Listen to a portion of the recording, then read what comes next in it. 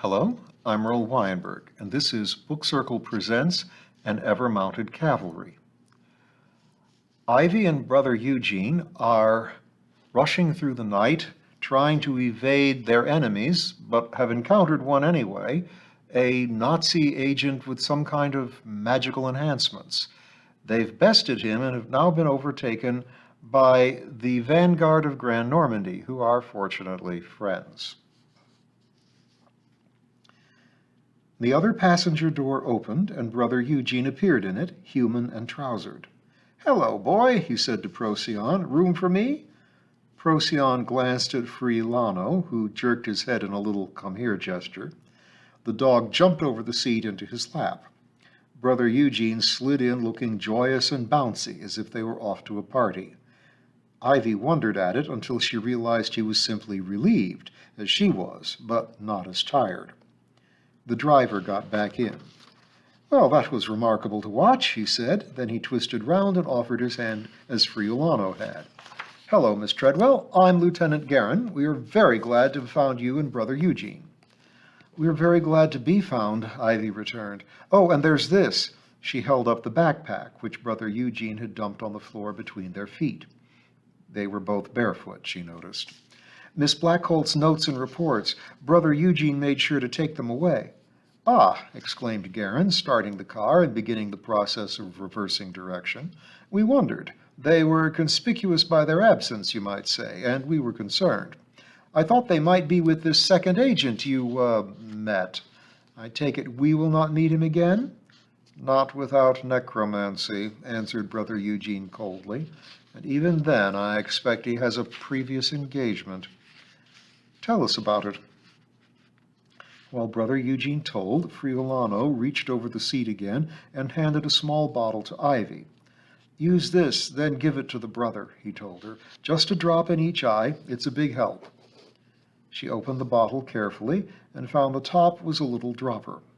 Fortunately, or magically, the car ride was wonderfully smooth, so she had little problem putting a drop in each eye. She blinked and looked around. It still wasn't well lit, but the tiny lights on the dashboard were now enough to let her see that Friulano had a lean body and a long face under dark wavy hair, while Guerin had a bony face and lighter slicked back hair. Looking out the window, she could actually see the hedgerows and shrubbery, though dimly. She handed the bottle to Brother Eugene, who paused to take eye drops. "Thank you," he said. "Much better. It's been years since I used these. It was off plane. Well, never mind. So the fellow was clearly not breathing and actually seemed to be dissolving. I suspect that was because I got him through the stomach, so whatever hell brew was there leaked out. The strange smell got much worse." Guerin nodded. "That accords with what we learned from Fletcher and Blackholt." Ivy sat up straight. "You've heard from them? They ran into these things? Are they all right?" "Yes, yes, and yes. Two were waiting for our friends at Paddington and tried to tail them. As with the fellow hunting you, it did not end well for them.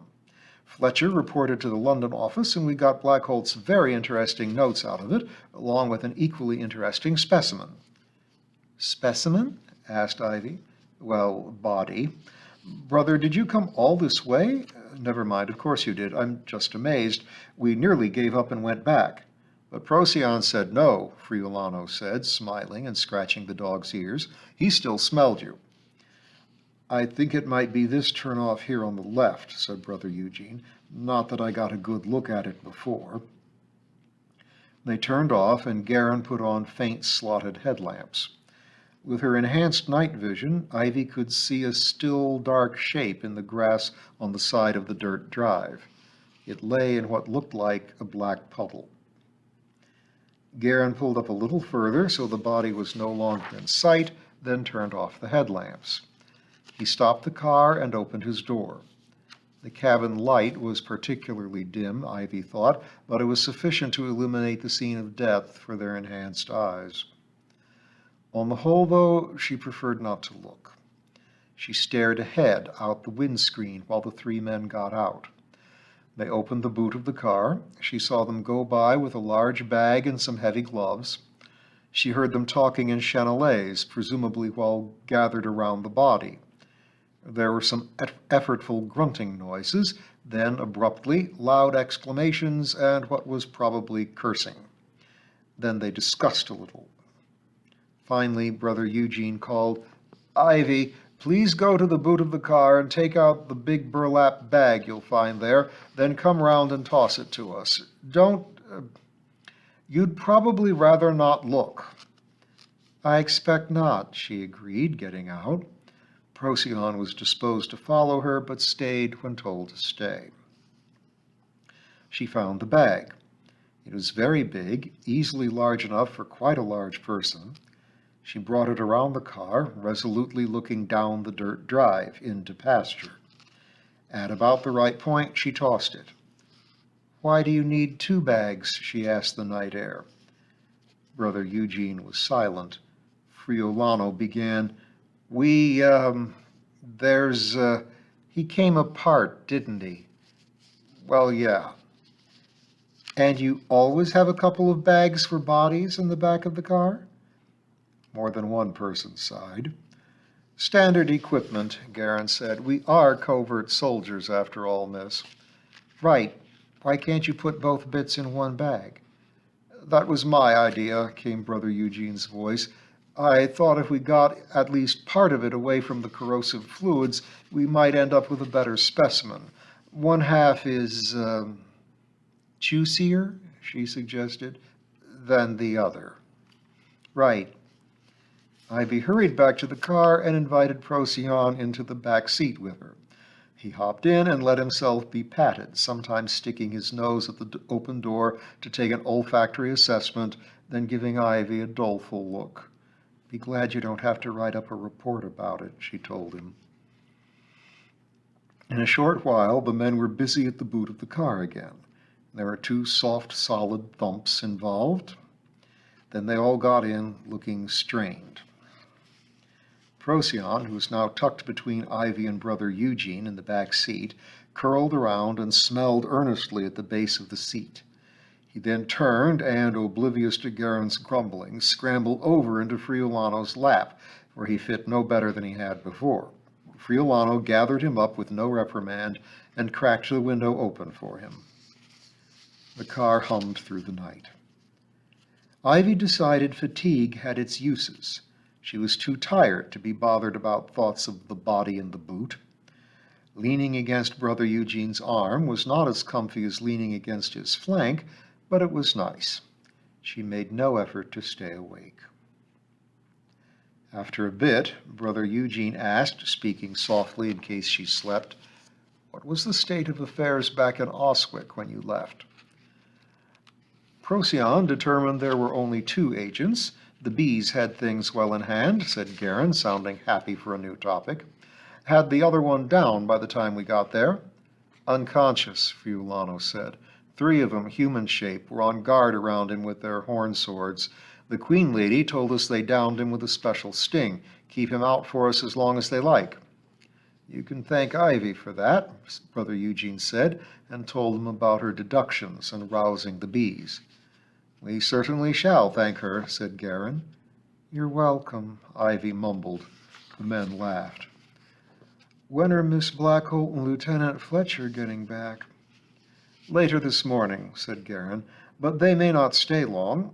I don't know what has been decided yet, but consider this. We now know about these Übersoldaten, and the Ahnenerbe knows we know, or will soon when they miss their agents. So the scuttlebutt is, we're going to move against them soon. And we're certainly going to call in the people who know most about them, meaning Blackholt and Fletcher. And you, brother," Friulano added. "And me," said Ivy. Silence answered. "Well, aren't I a legal adult?" More silence. She thought it felt more uncomfortable. "You have certainly acquitted yourself well," began Garin, in a tone that promised the word but coming soon. "We can't leave her behind in Oswick," said Brother Eugene. "Where are you going?" Ivy asked. "Where are we going?" "Ufham," said Garin. "Nothing has been decided yet, but you will most likely come with us as far as the cavalry base at Ufham."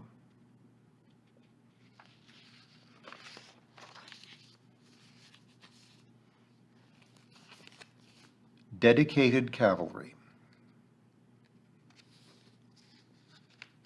Dear Mum, Ivy wrote, I am writing to you from a military base in Berkshire.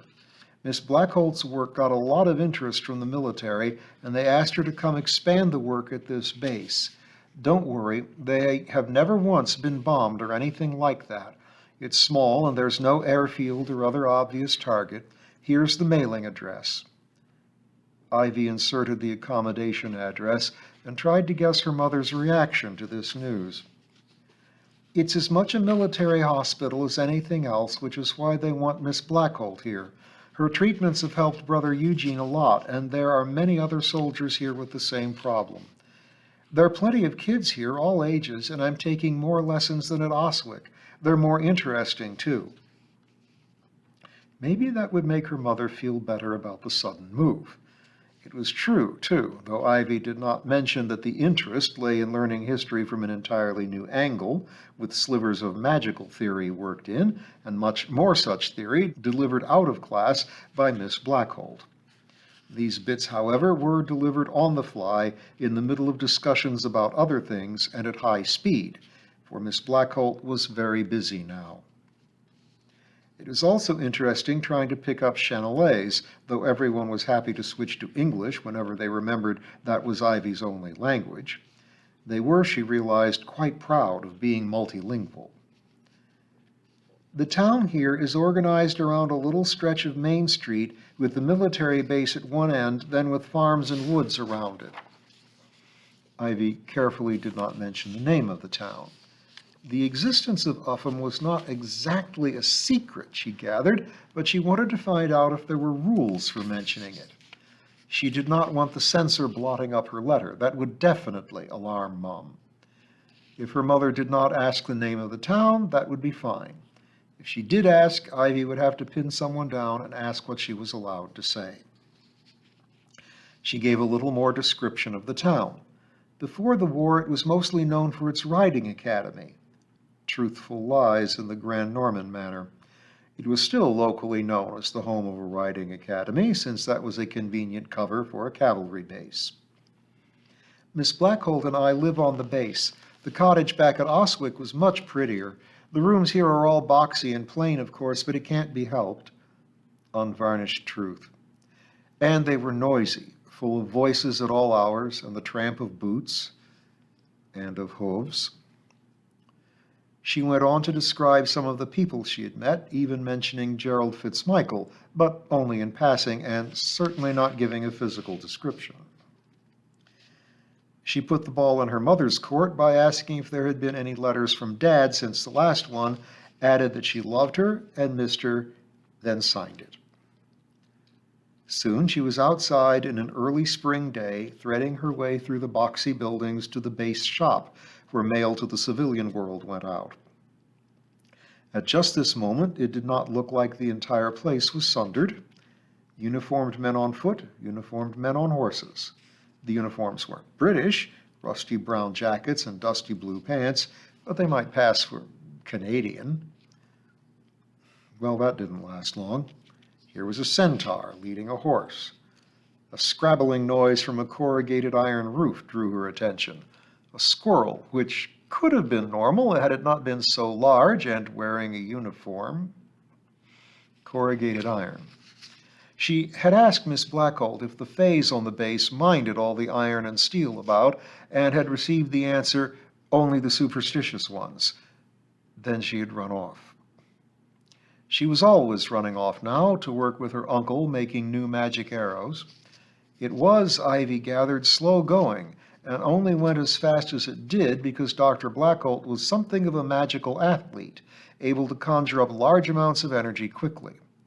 This involved austerities, which, as far as Ivy could understand it, amounted to turning pain into energy. Miss Blackholt worried about her uncle, and Ivy could see why. Ivy wondered if Miss Blackholt ever felt like she was caught in a revolving door. First, she was working on turning centaurs into men. Now she was working on turning men into centaurs. Did it get confusing? Ivy pitied anyone caught in a confused spell. "Hello, Ivy." It was Gerald Fitzmichael. He hung about Ivy rather a lot, at least when they were both on base, since they were the only children there. He was 8. At 14, Ivy was, she knew, technically an adult by Grand Norman rules, but clearly this was not the time to push that idea.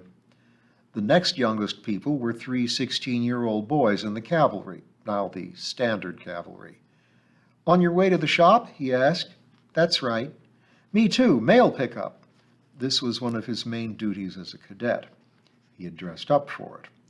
He could have worn just a t-shirt, or even nothing, but had on a rusty brown duty jacket identical to the ones the grown-ups wore, and a saddle blanket the same faded blue as the work pants, and, of course, a cowboy hat. He had a pouch on a strap, empty at the moment, slung over one shoulder. "Ivy, where's the Black Forest?" "Germany," she answered, "the south end." "Is it really black?" "It's dark. The trees make a lot of shade, that's all." "So it's just a common forest?" "That's right." Clearly he was looking for reassurance. She rummaged in her mind for more, but couldn't find any. She saw the shop in the distance and thought of another tactic for cheering Gerald. "Race you!" Unfairly, she took off as she said the words, but she knew it would make no difference. Laughing, Gerald passed her at an easy canter. When she got to the shop, he was waiting for her, prancing in place as he might have danced in place when he had only 2 feet. They entered together, Gerald's hooves clattering on the wooden floorboards. Except for Gerald's presence, the shop looked much the same as its equivalent in Oswick, tightly crammed with many displays of sundries, until you noticed the signs and chenillets and the prices written in values such as 5 per mill or 1/2 per mill. Gerald moved carefully through the obstacle course up to the woman behind the counter. "Hello, Mrs. de Courcy." He presented his pouch to her. "Good morning, Jerry," she replied. She loaded bundles of letters into the pouch, ritually identifying them. "Cavalry, that is standard cavalry officers, dedicated cavalry officers, standard enlisted, dedicated enlisted." Each bundle was tied with twine and bore a label, but Miss de Courcy was a belt and suspenders sort. "You're very early today," she remarked. "My family's at the track. I want to see them." "Ah, that'll be nice." Ivy thought her smile a little stiff. Very likely she disapproved of the Fitzmichaels for transforming Gerald, the only account she could know. Ivy handed in her letter to be turned over to the censor with the other outgoing mail. "Want to come?" Gerald asked her. "Thank you," was the only possible reply, so she gave it and followed him out of the shop. A few turns through the maze of boxy buildings took them to the track, a cindered paved oval around a green field. One end of the Ufham Main Street was here, and there were almost always people running or riding around it or playing something or other in the central field. Right now, a handful of centaurs was on the track. As they approached, Ivy heard a voice call, "Gallop," and they all galloped. Once around, the voice called, "Canter." They cantered. Ivy and Gerald arrived about the start of the next circuit when the voice called, "Trot." As Ivy and Gerald came up to the track, the centaurs streamed by. All nodded or smiled at Gerald. One waved. One beckoned. Grinning, Gerald flung the letter pouch at Ivy and dashed after the beckoning centaur. Ivy, left holding the bag, congratulated herself on catching it and watched the runners. Since arriving in Ufham, Ivy had found she could tell volunteer centaurs from the victims of the Thessalonian attack pretty reliably without having to ask. In brief, one group was happy and the other glum, which was hardly surprising. Not that the volunteers smiled all the time, but they smiled much more than the victims, often had a prance to their gait and their tails held high, and were generally brisk and eager. The victims, more typically, showed stoic resignation or grim fortitude and had ironic or wistful edges to their laughter on the rare occasions when they did laugh. When they showed energy, they were angry. The Fitzmichael men, stallions, whatever, were supposed to be volunteers, but they were really victims and looked it. Would anyone else notice and wonder about it? Would Gerald? Right now, he was glued to the side of the beckoning centaur. His father, Ivy was willing to bet. The group had cranked the gate back up to a steady, serious canter, and exertion wiped expression from their faces, but Gerald still looked happy. On the next circuit, they slowed to a trot, and Gerald and his father could spare effort to exchange smiles. Then down to a walk, then a halt. Ivy moved in to hand the mail pouch back to Gerald. She looked over at the Fitzmichael centaurs. They were different shades of brown. Gerald's father was a light shade with long white socks on his legs. That matched well with Gerald, who was a paint patched in white and a rich brown yellow. Gerald's father leaned down to hug him. The others shifted in place and puffed and sweated. Some wore brown t-shirts, some did not, and so were naked unless you counted the horsehair, which they apparently did. All were bearded. All the centaurs except Gerald wore beards. Brother Eugene had explained it to her. The recipe for us, of course, is man plus horse, but there seems to be a bit more. Our human arms are horse strong. Our equine feet are human nimble, and cuts and scrapes heal about 3 times as fast. A medic's in a good position to notice things like that. And we've had some cracked ribs and broken fingers. They healed at triple speed, too. Going along with that, our hooves and nails and hair grow about triple speed. And when your 5 o'clock shadow shows up around 10 in the morning, well, we just gave up shaving. So you didn't always wear a beard? I did not. Ivy tried to picture Brother Eugene clean-shaven and failed. And some of you wear your hair long, pulled back in a ponytail or a braid. Same thing? Yes. Ivy had not noticed that Brother Eugene had particularly strong arms or nimble hooves, but then she hadn't been looking and had been distracted. So you're not just equivalent to mounted cavalry, are you? She reflected. You're something in the way of super soldiers. A bit, said Brother Eugene cautiously. Super soldier isn't a label I care for, now that we know about the Ubersoldaten. Ivy had shrugged. Anyway, it evens things up some. We shall see, Brother Eugene had answered somberly. Now Ivy watched Gerald and his father hug. It was so easy to ignore the equine extras and just see a kid and his dad. She thought of her own dad, somewhere in North Africa. She looked at the other Fitzmichaels. The one with a touch of gray in his beard was, she thought, Baron Leon. The one with an all-gray beard was some uncle, she thought, and the one at the back she believed to be Dominic.